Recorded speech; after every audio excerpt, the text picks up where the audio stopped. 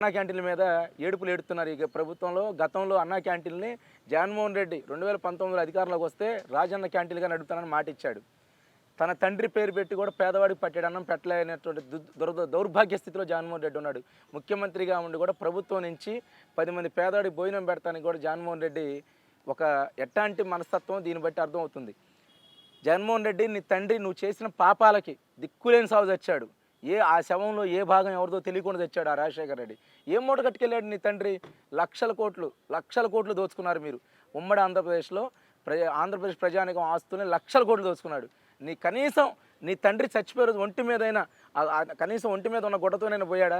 జగన్మోహన్ రెడ్డి నీ పాపాలు అట్టాగే ఉంటాయి. జగన్మోహన్ రెడ్డి ఈ రోజున చంద్రబాబు గారు పేదవాడికి పట్టెడు అన్నం పెట్టాలని చెప్పి ఒక దృఢమైన సంకల్పంతో 10 మంది పేదలకు కూడి పెడతా ఉంటే నువ్వు నీ పార్టీ ఎమ్మెల్యేలు ఆడెవడో చంద్రశేఖర్ రెడ్డి అంటావు బ్రోకర్ నా కొడుకు జగన్మోహన్ రెడ్డి 10 మంది పేదవాడికి సాయం చేస్తే ఏదో ఒక రోజున కనీసం ఇక్కడ భూలోకం కాకపోయినా కనీసం నరకంలో అయినా కొంచెం విముక్తి ఉంటుందని చెప్పి పాపాలు చేసుకుని శిశుపాలుడు మించిన పాపాలు చేశారు జగన్మోహన్ రెడ్డి. మీరు మీ పాపాలని ఈ భూదేవి కూడా క్షమించలేదు, ప్రకృతి కూడా సహించలేదు. ఇంతకంటే దారుణమైన సావులు చేస్తారు మీరు. జాగ్రత్తగా జగన్మోహన్ రెడ్డి గారు నిన్న కూడా మాట్లాడతా రాష్ట్రంలో ఇంకా అన్యాయ అక్రమాలు జరిగిపోతున్నాయి. ఇంకో పక్క ఏది చంద్రబాబు నాయుడు ఇచ్చాడు, ఏది పథకాలు ఇస్తామని చెప్పాడు, ఈ ఒక్క పథకం కూడా జరగట్లేదు. అదేవిధంగా రైతులకు సంబంధించిన సబ్సిడీలు ఇవ్వట్లేదు. దాంతోపాటుగా ఈ క్రాప్ కూడా ఇన్సూరెన్స్ చేయట్లేదని చెప్పి అంటున్నాడు. దాన్ని ఎక్కడ పోయినా కూడా ఏ మాటలు మాట్లాడుతున్నాడు, ఇంకా అబద్ధాలు చెప్తున్నాడు. దాన్ని ఎలా చూస్తారు? నిన్న పౌర సరఫరా శాఖ మంత్రి గారు నాదెండ్ల మనోహర్ గారు 1600 కోట్ల రూపాయలు ఏదైతే ధాన్యం బకాయిలు అని చెప్పేసి ఆయన రిలీజ్ చేశారు ఆయన శాఖ నుంచి. తెలుగుదేశం ప్రభుత్వం జూన్ 12 ప్రమాణ స్వీకారం జరిగింది, జూన్ 4న కౌంటింగ్ జరిగింది. గతంలో ధాన్యం బకాయిలు ఎవరి జగన్మోహన్ రెడ్డి ముఖ్యమంత్రిగా ఉన్నప్పుడేగా జరిగింది. జనవరి నెలలో ఎవడైతే రైతులు ధాన్యం కొనుగోలు కేంద్రాల నుంచి ప్రభుత్వానికి ఇచ్చారో జనవరిలో తర్వాత దాల్వా అంటే కొన్నిసార్లు ఆపేశాడు జగన్మోహన్ రెడ్డి. ఈ జగన్మోహన్ రెడ్డి ఎప్పుడో సంవత్సరం క్రితం కూడా ఇవ్వాల్సిన కొన్ని బకాయిల్ని పూర్తిగా ఎగదొబ్బి రైతుల్ని ఉసురు గొలిపించి వాళ్ళకి కన్నీటి నీళ్లు పెట్టించేసి సంవత్సరం పాటు వేధించి విసికించి వాళ్ళని నరకం చూపించిన ఈ జగన్మోహన్ రెడ్డి నరకాసుడి పరిపాలన అంతమైన 2 నెలలకి ఈ రోజున 1600 కోట్ల రూపాయలు వాళ్ళ రైతుల ఖాతాలకు డబ్బులు చేరుతూ ఉన్నాయి. రైతులు చెక్కులు ఇస్తూ ఉంది ప్రభుత్వం, కూటమి ప్రభుత్వం. ఈ రోజున ఈ జగన్మోహన్ రెడ్డి చేసిన పాపాలని తెలుగుదేశం పార్టీ వచ్చి అన్నీ కూడా కడుక్కొస్తూ ఉంది. వీళ్ళు చేసిన పాపాలని చంద్రబాబు నాయుడు గారి నాయకత్వంలో ఈ రాష్ట్రంలో అన్నీ కూడా జరుగుతున్నాయి. వీళ్ళు చేసిన పాపాలన్నీ కూడా ఇవాళ జగన్మోహన్ రెడ్డి సిగ్గుశరం ఉందా కొంచెమైనా? ఎక్కడికి వెళ్ళి ఏం మాట్లాడతాడో కూడా అర్థం కాదు ఈ జగన్మోహన్ రెడ్డి ముఖ్యమంత్రిగా ఉన్నప్పుడు పౌర సరఫరాల శాఖ మంత్రిగా పనిచేసిన వాళ్ళు ఏం పని చేశారు వాళ్ళు?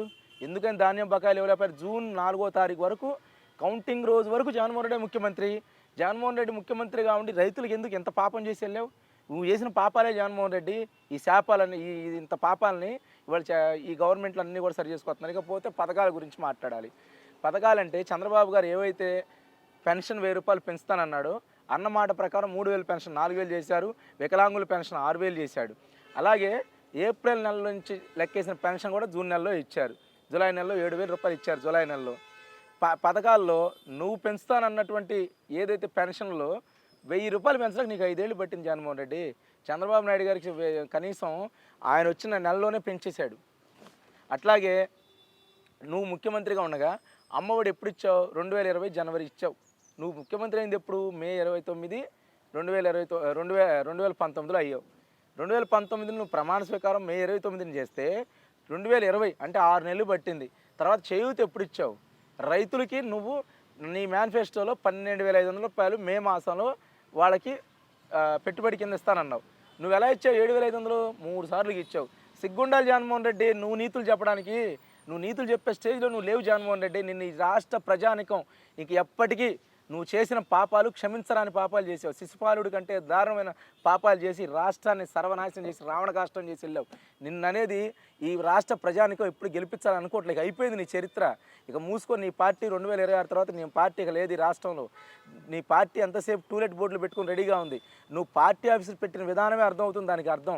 ఎక్కడైతే కనీసం ఎక్కడా కూడా ఎవరితో కూడా సంప్రదింపు లేకుండా ప్రభుత్వ పరంగా ఎక్కడ లీజు లేకుండా దారుణంగా నువ్వు పార్టీ ఆఫీసులు కట్టావు.